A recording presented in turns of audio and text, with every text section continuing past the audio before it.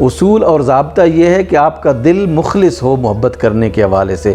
اب آپ جلوس نکال کر محبت کا اظہار کریں، آپ نعت لکھ کر محبت کا اظہار کریں، آپ نعت پڑھ کر محبت کا اظہار کریں، یا ایک شخص کہتا ہے کہ نہیں میں سیرت کو سنوں گا تو مجھے مزہ آتا ہے سیرت کو سننے کا، اس طرح میں رسول اللہ کی محبت کو سیلیبریٹ کروں گا۔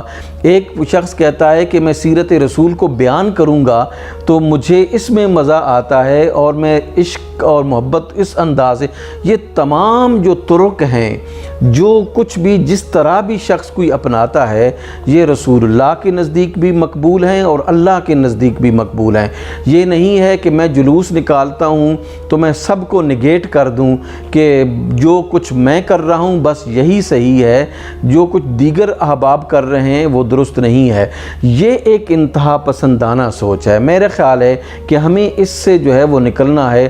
ہم نے جو مین ہمارا آبجیکٹیو ہے وہ یہ ہے کہ ہمارے دلوں کے اندر، ہمارے بچوں کے، ہمارے خواتین کے، ہمارے بوڑھوں کے، ہمارے جوانوں کے دلوں کے اندر جو ہے وہ محبت رسول جو ہے وہ راسخ ہو جائے۔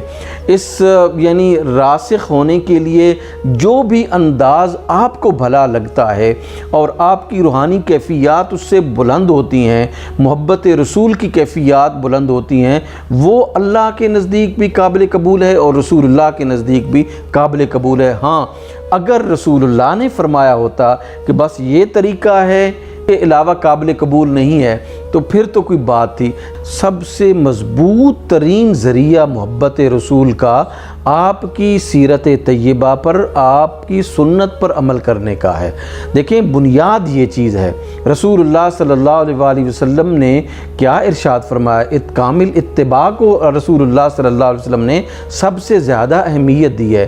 اللہ کے رسول صلی اللہ علیہ وآلہ وسلم نے ارشاد فرمایا کہ لا یؤمن احدکم حتی یکون ہواہ تبعا لما جئت بہ، کہ تم میں سے اس وقت تک کوئی شخص کامل مومن نہیں ہو سکتا جب تک اس کی تمام خواہشات اس چیز کے تابع نہ ہو جائیں جو میں لے کے آیا ہوں۔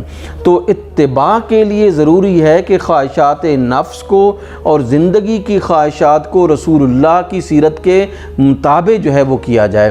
اتباع کامل جو ہے یہی عشق کامل کی طرف لے کے جاتی ہے۔